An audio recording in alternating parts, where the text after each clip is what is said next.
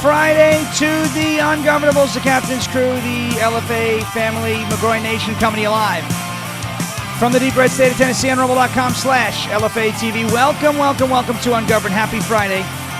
Big day. My goodness, so much went on yesterday. I mean, it's like a lot. A lot went on yesterday, didn't it? You know what? I just realized I'm a little too zoomed in today. Let's back it out a little bit. That's a lot better. There we go. There we go. Well, the Brown University shooter was caught. Well, not caught. He was dead. They found him dead in a storage unit. He's from Portugal. The MIT professor that was murdered, also from Portugal. Sounds like there's a connection. Okay? Sounds like there's a connection there. And authorities believe that as well. So we will get into all of that when it is appropriate, which will be very soon. Interesting news out of Milwaukee, right? Interesting news out of Milwaukee, with that judge. So there is that story as well. RFK Jr. yesterday banned or is blocking funding for any hospital that is performing trans surgeries on minors. That's what we all voted for.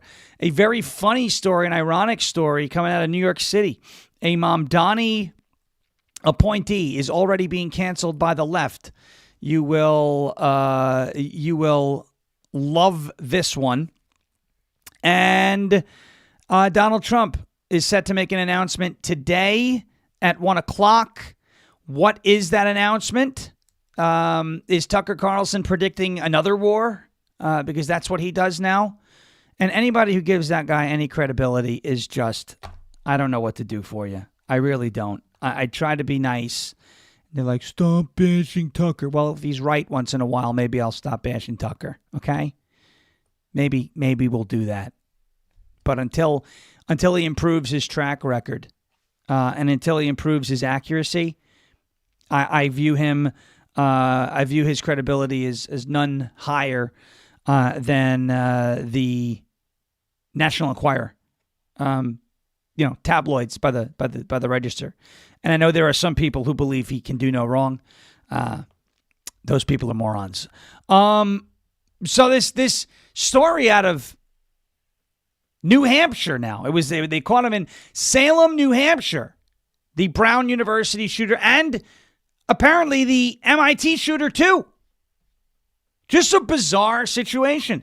Not an American citizen. Not here illegally. But not an American citizen.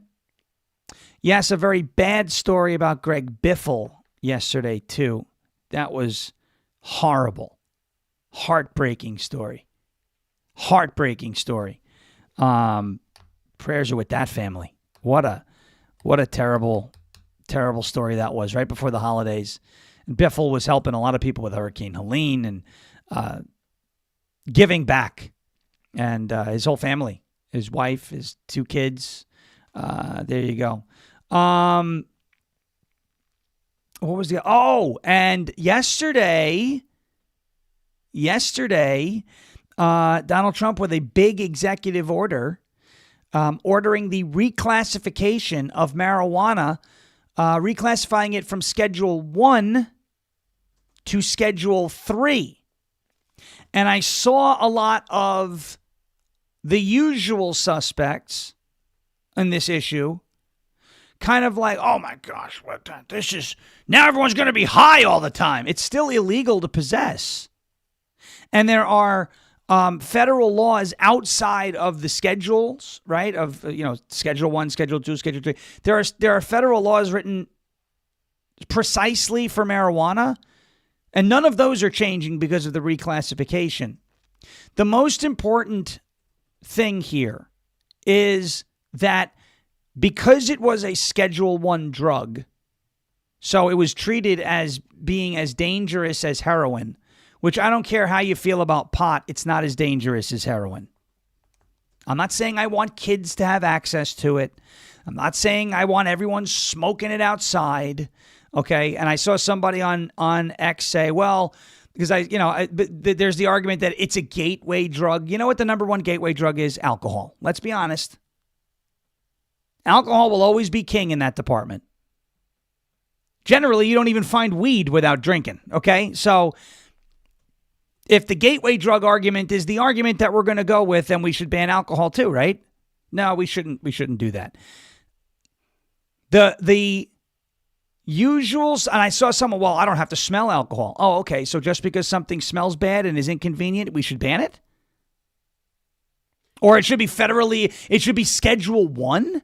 So moving it from Schedule 1 to Schedule 3, the most important thing, and maybe when we do calls later, you can give me, oh yeah, the pot is more potent than it was in the 50s and 60s. Well, that's fine.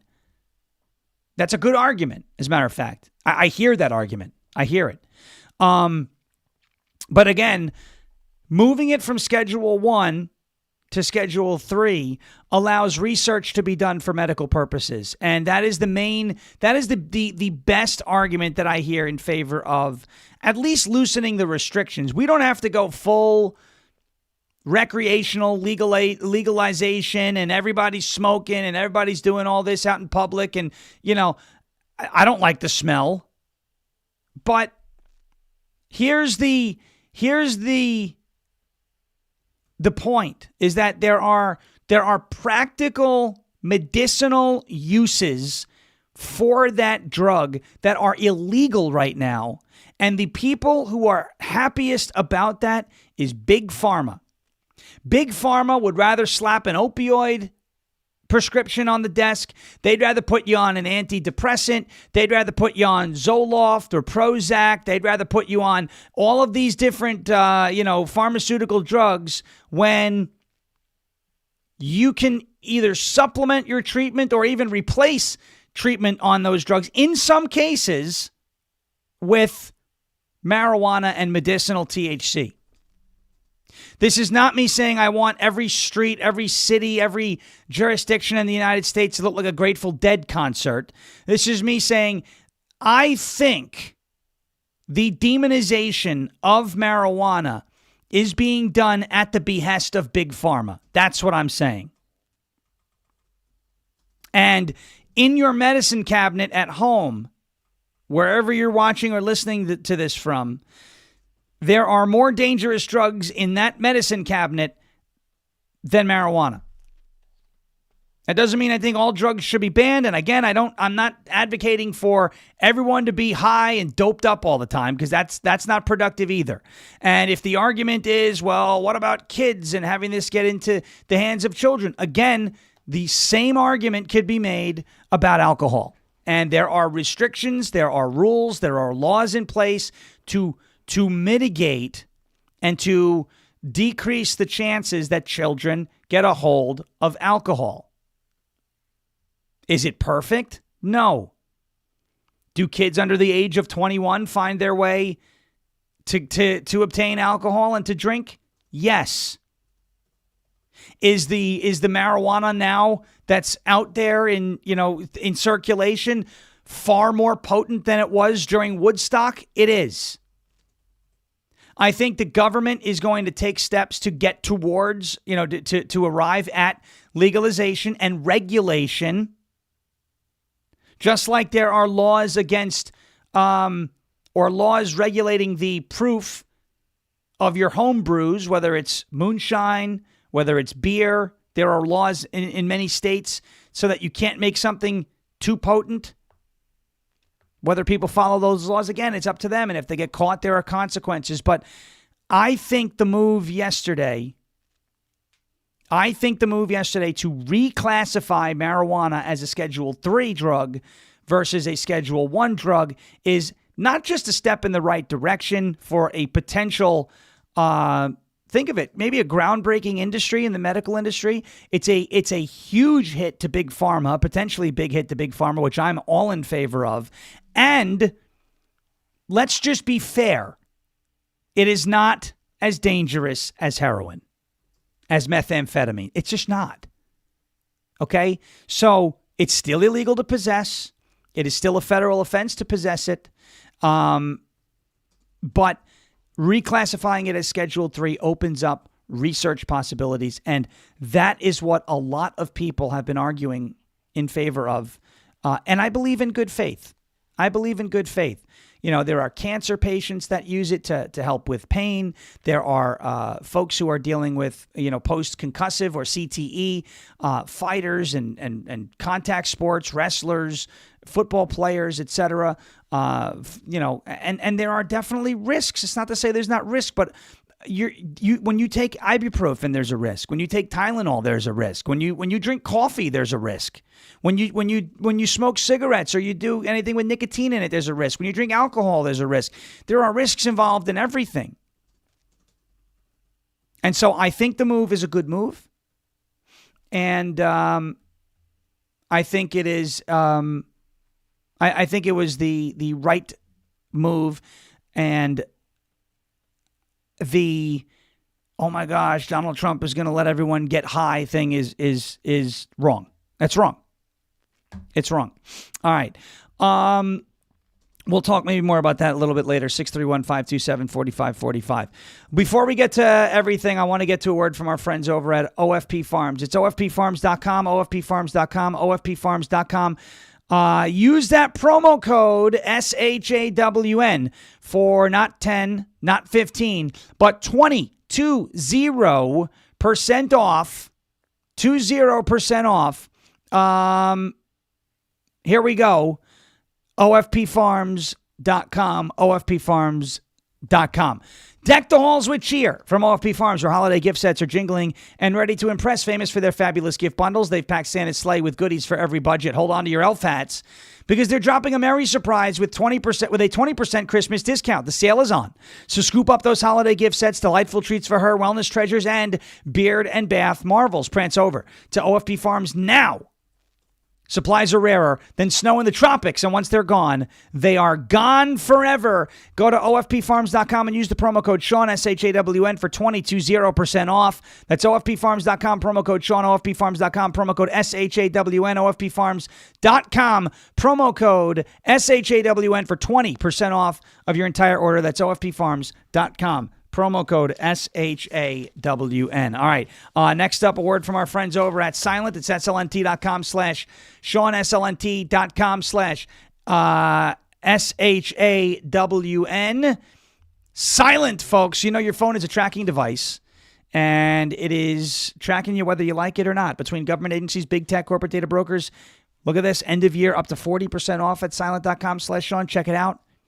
Between government agencies, big tech, corporate data brokers, even cyber criminals, they are all looking for a piece of your digital footprint, and they don't ask, they just go on and take it. That's why Silent exists. Silent makes Faraday gear that blocks all wireless signals, including cellular, Wi-Fi, Bluetooth, GPS, RFID, and near-field communications. No signal. You know what it means? It means no tracking, no remote access, and no breadcrumbs. This is the same technology that has been trusted by special operations teams worldwide, used to block signals, avoid surveillance, and secure communications wherever the mission leads. And right now, all of it is available to you to protect your family, protect your freedom, and secure your digital footprint.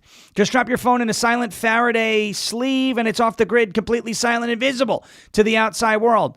From their backpacks to their sleeves to their crossbody, Silent, its patent technology gives you control of your privacy. Visit SLNT.com/Sean to get 15% and free shipping on qualifying orders. That is Silent.com/Sean. Protect your rights, secure your data, and stay one step ahead. Silent.com, SLNT.com. Silence the chaos and go silent today. SLNT.com/Sean, SLNT.com/SHAWN. All right, the Brown University shooter was found dead and identified as a Portuguese national.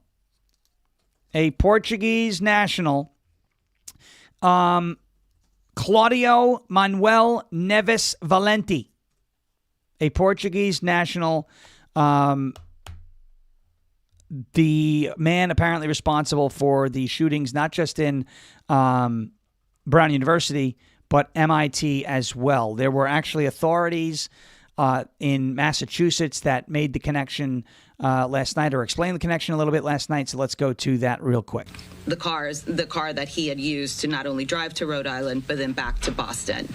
And then there was the security footage that captured him within a half mile of the professor's residence in Brookline. And there is a video footage of him entering an apartment building in the location of the professor's apartment. And then later that evening, he is seen about an hour later entering the storage unit wearing the same clothes that he had been seen wearing right after the murder. So you have an extensive video canvas as part of this investigation. That leaves you no doubt. This is the evidence we have right now. We are coming to you tonight because the federal complaint was unsealed, and we wanted to provide you with the information and to assure the public that law enforcement collectively believe that we have the person, that we identified the person, and that person is dead, and that he was the person responsible not only for the Brown shootings, but for the Brookline shooting. So they are saying that the Brown University shooter, this Portuguese national, is also the same person who murdered the Portuguese professor, who is apparently like a nuclear scientist at MIT outside of Boston. So a connection. Hopefully both murders and both incidents have been solved. It was a very poorly handled investigation. And I think there are people patting themselves on the back. Look, we got the guy. He killed himself in a storage unit. And like, you found him, I guess. But it wasn't because of necessarily anything you did. Am I right in seeing that? Am I right in seeing that it was, I think, a homeless person helped track this guy down? There was also somebody on Reddit who posted like, hey, I think he's driving a Nissan with Florida plates 2 days ago. I don't think the investigation was handled properly. That's what I'm going to say. I don't think the investigation was handled properly. I don't think it was handled competently. And I think that was all on full display. But at least this saga is over. All right. And this Portuguese national, not an American citizen. He's been here for about 25 years. He is what's referred to as a permanent resident alien, but he is not an American citizen. So, or was not an American citizen. I think it's time to, I would say, full immigration moratorium. Is that too harsh? I mean, I know he came in 25 years ago. It's just like, how many more of those are here now that are just going to lose their mind? And I don't know if there's bad blood between this guy and the MIT professor, because they're both Portuguese and may have crossed paths earlier in life. I don't know how the victims are connected, right? How the two students that were killed at Brown are connected to the MIT professor, if there is a connection, or did this guy just snap and decide that this is what he was going to do? Or did he really just want to kill the MIT professor, and did he essentially commit a school shooting at Brown to create a diversion? All of a sudden there's all this attention at Brown University, and then he goes up and gets the MIT guy. I don't know. The problem is I don't have faith in anybody investigating it to know. So very strange. And I know there were reports of him yelling something before the attack. But I will say eyewitness reports are not always accurate. So we don't know if that was true. Did he yell something? Did he not yell something? They didn't really interview people who claimed that he yelled something. So we'll just have to see as more information comes out about that. Maybe he did. Maybe he didn't. But they found the guy, and he was found dead in his storage unit at the Extra Space Storage in Salem, New Hampshire, with a self-inflicted gunshot wound. So they say. All right, and I don't have anything, other than that to say that that this is, it's not real and it's fake and I don't believe it. I have no reason to doubt the accuracy right now, but we'll find out more as time goes on. The bigger story is, that was the big one yesterday, but the bigger story to me, remember this lady? Remember does anybody remember the nickname that I gave to this judge? Does anybody remember the nickname that I gave to, remember Judge Dugan? Remember Judge Dugan? Does anybody remember what I called her? Does anybody remember who I called her? What I called her? I'm going to ask the chat, pop quiz. Judge Dugan, this is a story from April. It wasn't Jabba the Judge, although you're on the right track. There was a specific name that I called her. All right.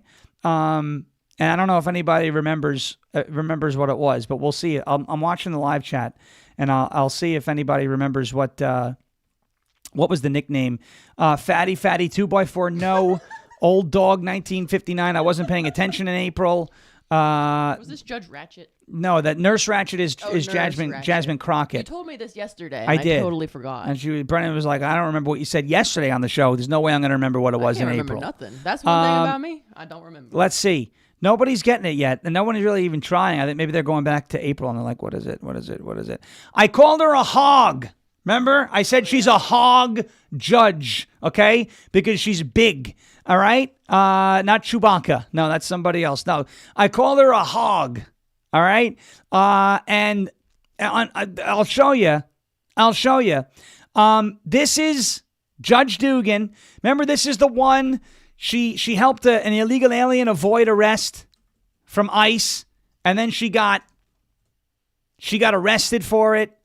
And yesterday, well, I'll tell you what happened yesterday.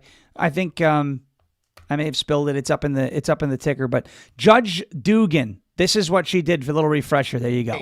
He meets his attorney in the hallway and walks towards Circuit Court Judge Hannah Dugan's courtroom. Along the way, he passes plainclothes federal agents who are sitting on a bench. They are there to detain him. After Flores Ruiz walks by, the agents turn to each other and appear to confirm his identity amongst themselves. But a few moments later, Judge Dugan and another judge approach the agents sitting on the bench. A criminal complaint against Dugan later said she was alerted to their presence by a court official. That complaint says during this interaction, Dugan and the agents disagreed over the type of warrant they had to arrest Flores Ruiz. According to the complaint, Dugan ordered the agents to go to the chief judge's office. Video shows her pointing them through a double door. She then turns back to speak with other agents further down the hall and orders them through the doors as well. Shortly after that, with the agents gone from the hallway, Eduardo Flores Ruiz and his attorney exit into the hallway through a different door. As they walk down the hall toward the elevators, they pass another plainclothes federal agent. Neither they nor Judge Dugan seem to have noticed at the time. That agent motions to another to follow Flores Ruiz. Security video shows Flores Ruiz exiting through a basement exit. Upstairs on the 6th floor, the other agents have left the chief judge's office and worked their way downstairs. Flores Ruiz left the building onto 9th Street. Videos of the street shows the agents catching up to him. Flores Ruiz runs across 10th Street while trying to get away, but the agents catch him and arrest him.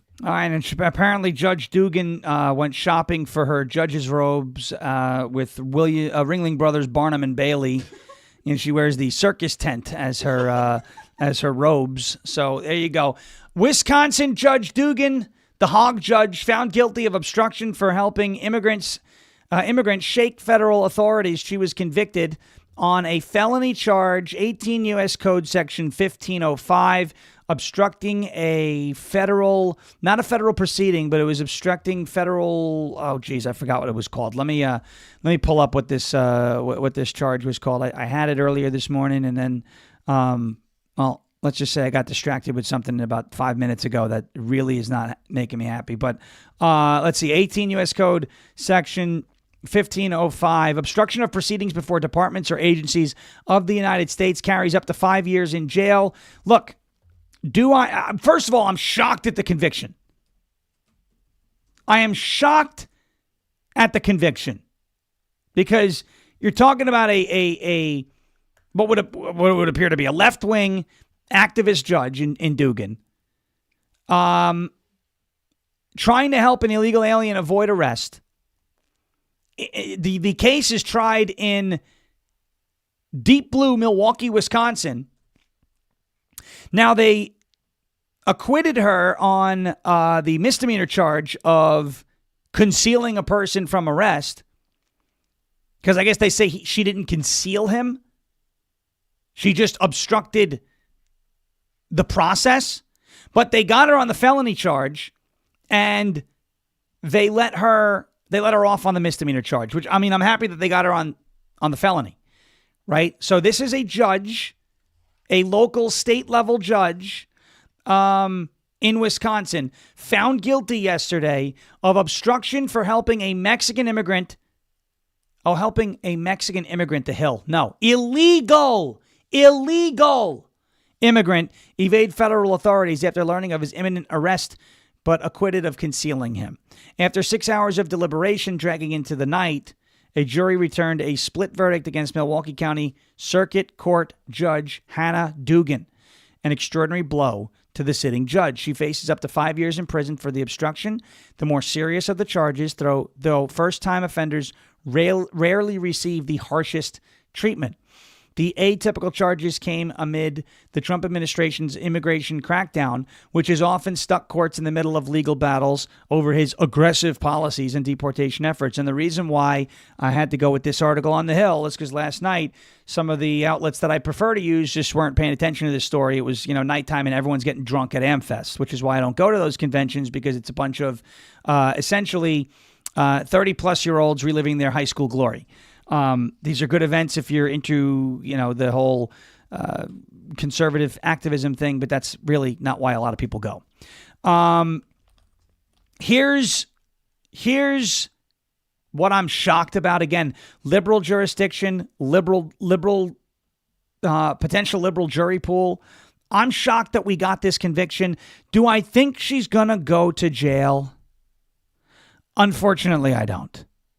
But it says, I get it. But I unfortunately, I don't think she's going to go to jail. They never do. But I didn't think that she was going to get convicted either. I know she did something wrong. I just didn't think the jury was going to convict her. But it comes down to, one of our favorite things, right? Nobody is above the law. Nobody is above the law. Period. End of story. Nobody is above the law. And so this judge, according to a jury, and according to what we just played, the video, broke the law. Broke the law. So I believe this is the appropriate treatment.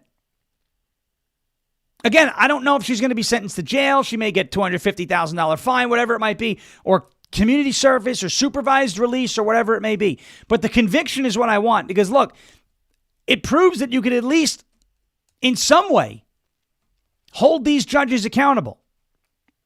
She should be obviously removed from the bench, disbarred, and shamed into oblivion at the very least.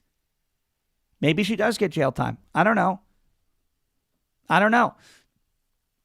But hey, it gives me faith at least that the system could be somewhat fair.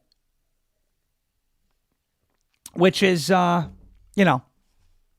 which is better than what I thought we were going to get. So there you go. All right. Quick break. Let's get to a word from our friends over at goldencrestmetals.com/LFA. It is goldencrestmetals.com/LFA. Hey everybody, Jeremy Harrell here. Look, I want to talk to you a little bit about gold and silver. When I was a kid, I always wondered what Fort Knox must look like. And when I was a kid, I always envisioned that when you would walk into Fort Knox, you would see just gold everywhere, literally raining gold, kind of like what you see behind me right now. Unfortunately, as a grown-up, I don't have that kind of imagination anymore, and I don't even have that much trust that Fort Knox has the 5,000 tons of gold that we're supposed to have there. Meaning that decades ago, we went off the gold standard in this country, which took the value of our dollar down to just mere pennies. And since our federal government doesn't want to go back to a gold standard currency, then it's time to us to take matters into our own hands. Have you ever thought about buying gold and silver? Have you ever thought about taking portions of your IRA or your 401k or your nest egg or your savings and putting it into gold and silver, either all or a portion of it? Have you ever wanted to purchase silver like this in bullion or premium? I know I do. And I know I wanted to take matters back into my own hands, which is why I have worked with Golden Crest Metals to do that. GoldenCrestMetals.com/LFA is going to be your go-to, absolutely transparent and trusted partner. Now, you can go to that website or you can call 888-308-4202 And what the good thing about this is they're going to guide you. They're going to talk to you. They're going to guide you. They're going to give you all the answers to your questions. And there's going to be no hidden fees. It's completely transparent. No hidden fees. No pressure, no surprise markups whatsoever. Clients get to see everything before they purchase. They've even agreed to lower the minimum investment to the LFA audience in order to make sure that everybody has access to this.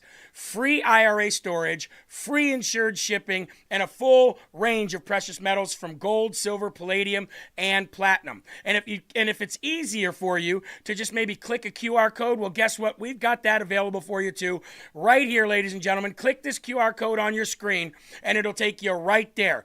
goldencrestmetals.com/LFA. Again, goldencrestmetals.com/LFA, or call 888-308-4202 today to reach these guys. They're going to be a great partner for you, just as they have been for me, and we absolutely recommend here at LFA TV, goldencrestmetals.com/LFA.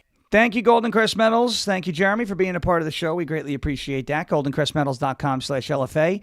goldencrestmetals.com/LFA. Yesterday, RFK Jr. moved to block funds for hospitals that are performing trans surgeries or child sex changes all across the country, which is a great move and something that honestly has been long overdue. We've seen it happening in Europe, where they're moving away from things like that. And now they're finally starting to do that here in the United States. So the Trump administration is saying no to child sex changes in America. The Department of Health and Human Services planned to announce in a press conference on Thursday that hospitals that perform sex changes on children, including pharmaceutical or surgical interventions, will not be permitted to participate in Medicaid or Medicare programs.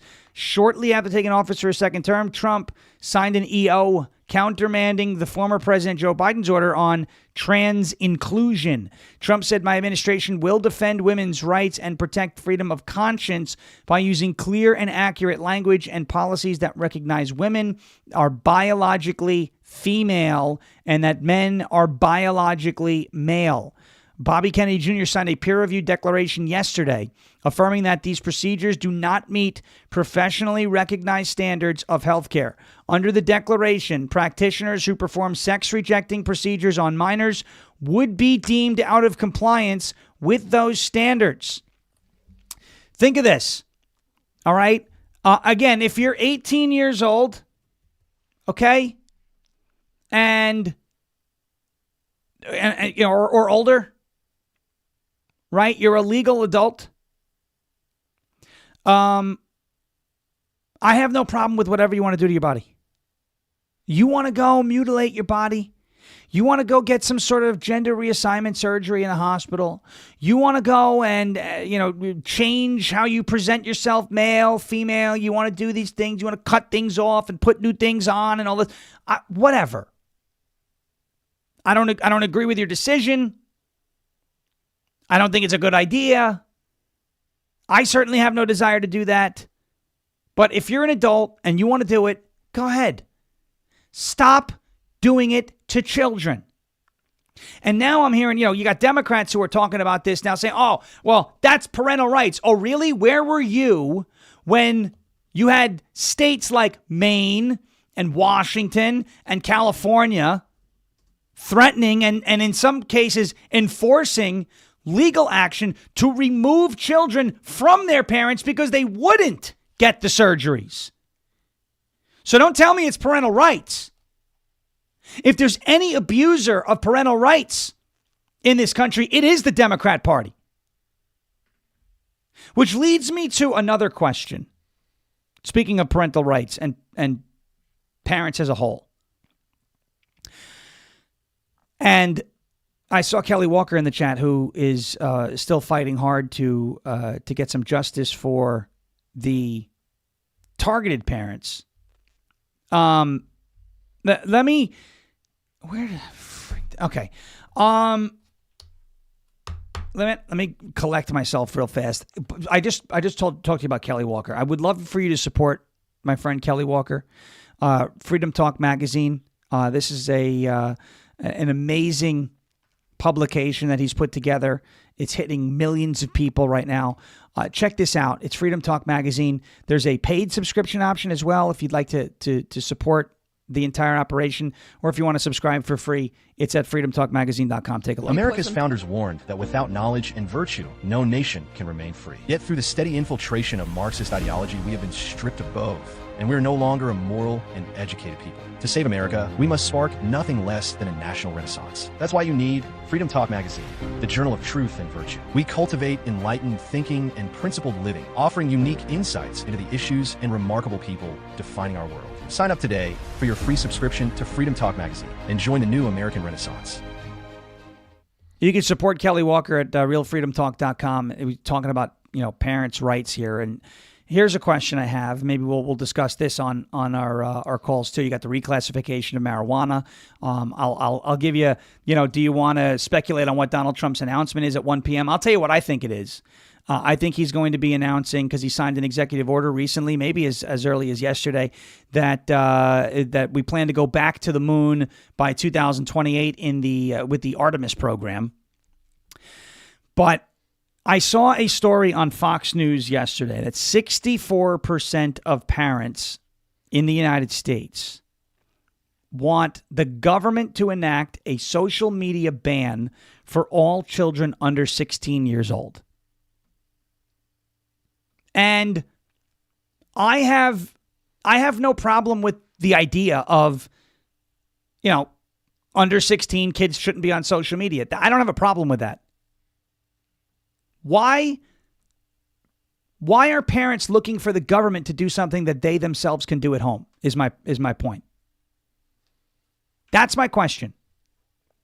Have we become so reliant on the government to be the nanny that we need them to enact bans on things that you have direct control over? And this is different than alcohol, right? Because if there was no ban on alcohol and anybody can walk into a supermarket and buy beer, then yes, it will get into the hands of children easily. But you can't walk into a supermarket, you cannot walk into a 7-Eleven, you cannot walk into a gas station and buy access to TikTok or Snapchat.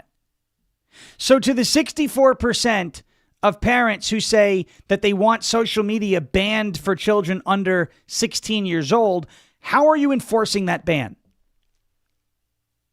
Are you letting the government into your life and letting them spy on your kid? How are you enforcing the ban? What happens if a 15-year-old is on Facebook? What are the punishments? Does the family have to pay a fine? Are you given like a citation, like a parking ticket? Are the social media platforms like TikTok and Facebook and Instagram and X and YouTube and all of these, are those platforms going to be held responsible like a retailer that is caught selling alcohol to underage customers? Because it's one thing if the government says, okay, it's banned, but bans don't matter unless they're enforced. Laws don't matter unless they're enforced, right? So how does it work? And my point is, look, if you don't want your child on social media, it starts in the home. It does not start at the White House. It does not start with Congress. It starts in the home. I don't think people under the age of 16 should be on social media. Social media is arguably more dangerous than some drugs. The case could be made. 100% the case could be made that it's more dangerous than some drugs. Let me just tell you something. There's a good chance that if you spend about 30 minutes scrolling on whatever it's TikTok, Instagram, Facebook, YouTube, any of these platforms, there's a good chance that if you scroll for about 30 minutes, you will be worse off for the rest of your day. You'll either be worried about something, you will be duped by some sort of AI recreation, you'll be given information that's not true because 90 seconds of creepy music in the background and this is what's happening in my neighborhood, you will be, and some of it is good. And there are many, many positives, but there is a chance. A lot of what's on social media, folks, is brain rot. It is brain rot. And you don't want to be rotting the brains of people whose brains are still developing. Children. So I get why you want kids off of those platforms. I support it.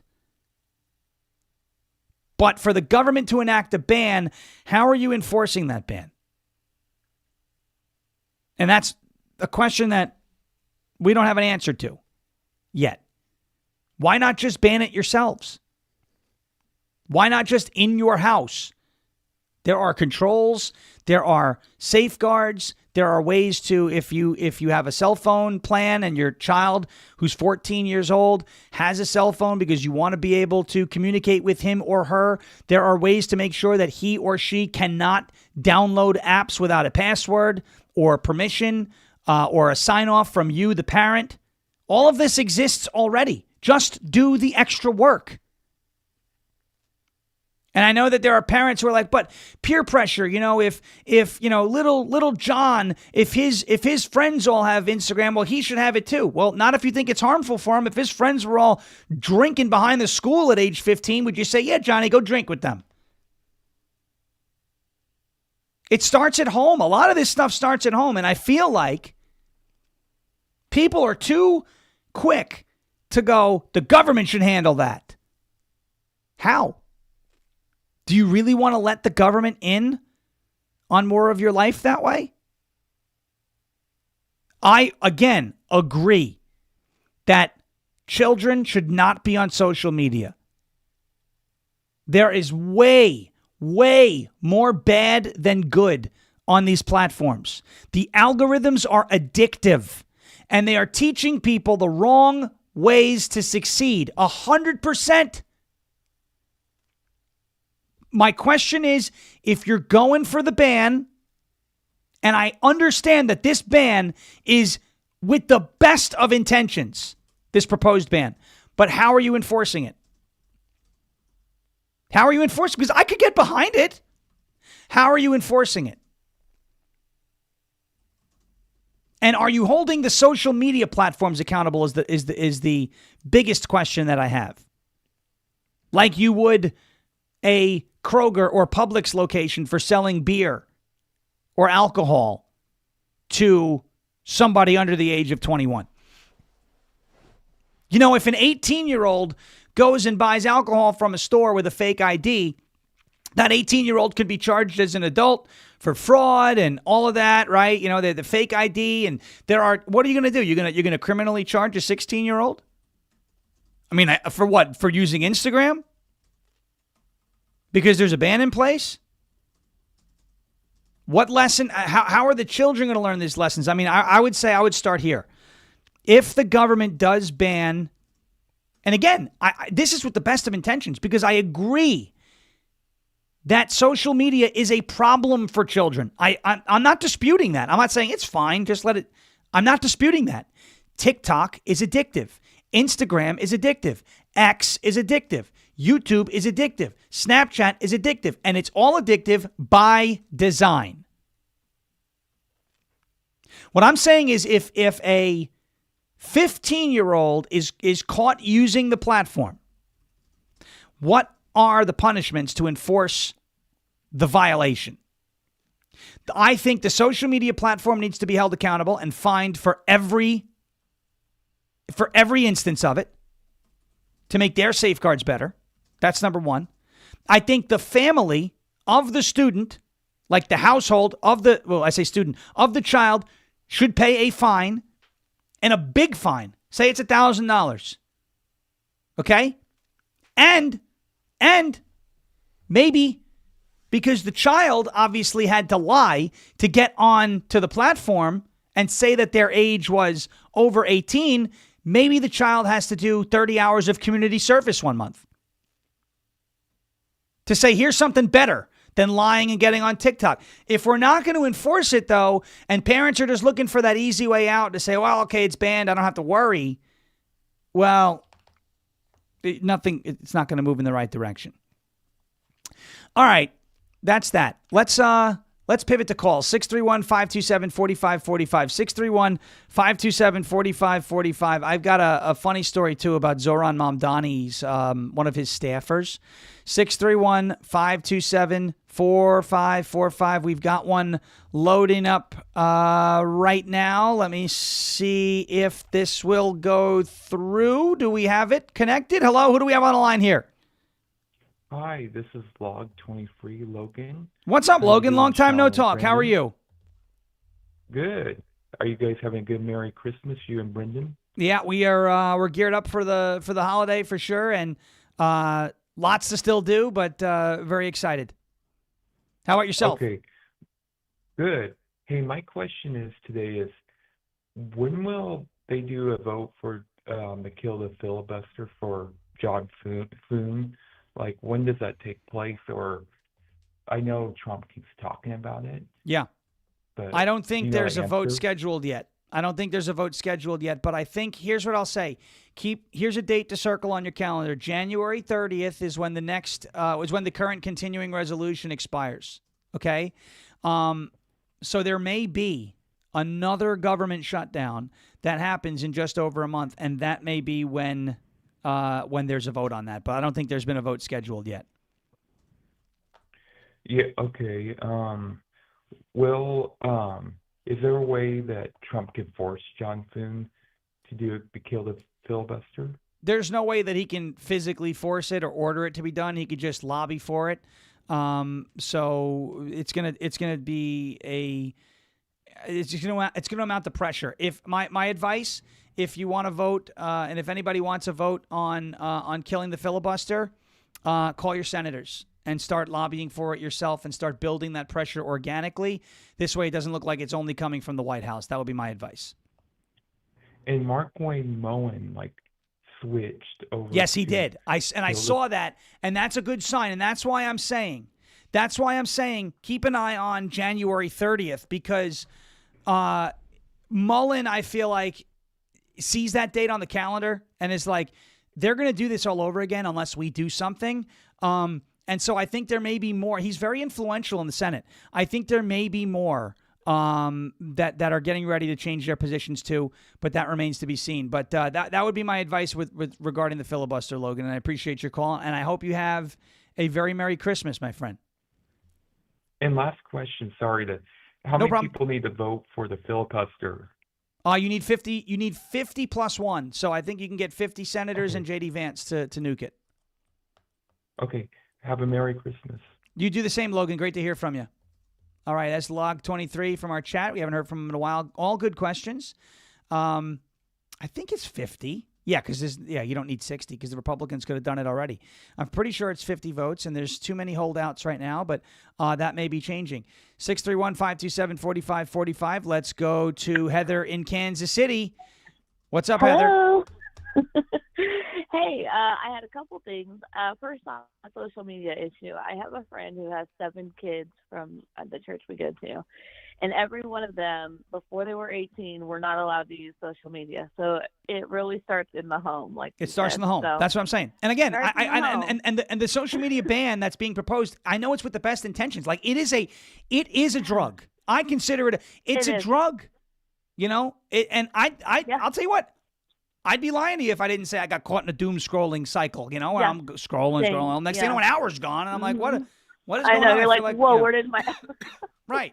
I hear you. And then, I had a friend that posted a video of something she was getting emotionally into as far as a video she saw, and then realized later it was AI, and she's like, I feel like my emotions were betrayed by feeling that was real, so that's like you were saying. The other thing is a lot of it, I have to read all these comments, which of course about my homes. I hear all these comments and things, and I'm like, these pictures, I'm like, wait, that's not real. So I go through the comment, oh, that's AI. So I'm like, okay, it's AI. So I mean, right. It's just a mess. But yeah, so I just want to come on and say hi and hello, Brendan, to you too. Is she there? Yeah, she's there. She didn't have her headphones on. There she goes. Because they mess up my makeup. Yeah, they mess up her makeup. There so you go. I haven't been using them lately. Of course. You can't do that, right? I mean, it can't happen. So I also my pastor's teasing me about the Chiefs. But he said tough. we have a chance still. I was like, we do not have a chance anymore. No, it's over. It's over. I'm like, it's all good. But I hope you guys have a Merry Christmas and You too. all that. And our performance went really good last week. We have one more, and then I sing the solo on Christmas Eve, so it'll be great. So. All right. Well, you have a Merry Christmas, too, and thank you so much for the call. I'm sorry about your Chiefs. Thank you. Oh, thank you. You got it. Bye. Heather from Kansas City. All right, quick break. A word from our friends at Arma Colostrum, tryarmor.com/LFA TV. You know, I'm always on the lookout for ways to strengthen my immunity and gut health, improve my fitness and metabolism, and enhance my skin and hair radiance. That's what Colostrum can do for you and more. It's the first nutrition we receive in life and contains all the essential nutrients that our bodies need in order to thrive. You can reactivate your hair growth and help your skin glow, fortify your gut health and ignite your metabolism, and you can fuel fitness performance and recovery with Colostrum. Tryarmor.com/LFA TV. Tryarmor.com/LFA TV for what was once 15% off. But it may be 30%, depending on what promotions they're running on the website now. So that's tryarmor.com/LFA TV, tryarmor.com/Lima Foxtrot Alpha Tango Victor. All right, I don't even have the call-in number on the screen. It's been a weird morning. But 631-527-4545. We have one coming in right now, and we are connected. Hello, who do we have on the line here? Hello. Hi. This is Spud Dudley from Michigan calling. What's going on, Mr. Spud Dudley from Michigan? I just have a couple quick things. Number one, you remember what happened last Tuesday in Detroit? What was that in Detroit now? Remind me. The Detroit Red Wings finally beat the New York Islanders 3-2. Oh, yes. So you won one game. We won two this year. That's right. I remember that. The two games you outscored us 12-1, so it was kind of nice to win one. It was nice, yeah. I would imagine. It was a good game. Scott Mayfield's one of my least favorite players. That stupid penalty he took at the end, but yes, I did see that, yes. There's been reports that the Euphrates River is drying up. I don't know if it's true or not, but if it is, it's kind of like Bible prophecy in case you're interested. Yeah, I did hear that. There's usually, there's those reports that come out all the time. I'm not sure if the Euphrates is drying, and we will have to see if that is accurate or not. I haven't looked into it. And then one other thing, something people used to talk a lot about the Bermuda Triangle, but they don't much anymore. So I wonder what happened to it, if it's working or not. Well, it's the Trump Triangle now. He's the ones making boats go bye-bye, making them disappear in the Caribbean. He's bombing them into oblivion. I think that's funny. But yes, I haven't heard anything from the Bermuda Triangle. I think most people largely avoid it now, so they don't do that. But hey, good luck to your Red Wings the rest of the year, and appreciate a little hockey talk. Thank you. Merry Christmas to you. Merry Christmas. Thanks so much. Hey, a little hockey on a Friday. Yeah, the Islanders lost the other day on Tuesday in Detroit. I wasn't thrilled about Mayfield's dumb penalty. What's up? What? Oh, I thought you were going to say something. You were leaning in. Oh, I was going to say about the Euphrates River. Yeah. It like dries up. It's cyclical. Yeah, like it does this sometimes. Now there will be a point where it stays that way, but I don't know if it's we don't know if that's right now. Yeah. All right. Here we go. Got another one coming in here. Hello, who do we have on the line? Hi, hello. This is Josephine. My handle is Cat Lover. Hi, Josephine. Cat Lover, how are you? I'm good. I'm so glad I got you. I'm at the gym right now. I'm not going to keep you. I just wanted to quickly wish you a Merry Christmas. You too. And a Happy New Year. Thank you. And I just want to say hi to Brennan. That's all. I know we're short for time. Hello. Thank you so much, Josephine. Appreciate it. Hope you have a Merry Christmas. Hope you have a Happy New Year. We'll be on Monday, Tuesday, and Wednesday. I believe next week anyway. But it's always good to hear from you. Thank you so much, and we hope you have a Merry Christmas. Thank you so much. You guys have a blessed day. Thanks so much. Josephine from the chat, Cat Lover. Still got a little bit of time, 631-527-4545. Did you guys see where Team Trump used Sean's Christmas song? Yeah, 'Tis the Season to Deport 'Em was used on Instagram and TikTok yesterday. That was pretty cool. All right, another one coming through here. Let's go. We have them on the line. Who do we have? Hello. Hey, good morning, Sean. This is Bree. I'm BM71 Malcel. What's going on? And I wanted to call and wish you both Merry Christmas. And little Thank you. Clover, too. Where's little Aw. Clover? You need to bring Clover on. Clover can't come on until we hit 1,000. You know the rules. There's rules. Oh, Clover's outside. darn it. Yeah, it's okay. Okay. Thank you. Anyway, I wanted to stress a fact on. I was listening to Mike Lindell the other day. He's running for governor for Minnesota. Yep. He's talking about getting rid of the voting machines, paper ballots. My question is you still need people to Yes. count the ballots, and Correct. there's still going to be cheating. I mean, Correct. people are going to pull. I call it pull a Norma. Remember Norma from Carrie, where she Yeah. dumped the ballots and brought in more.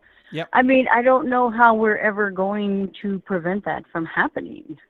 The Well, cheating still. You're never going to have perfection because it's I going to be a know. human construct, right?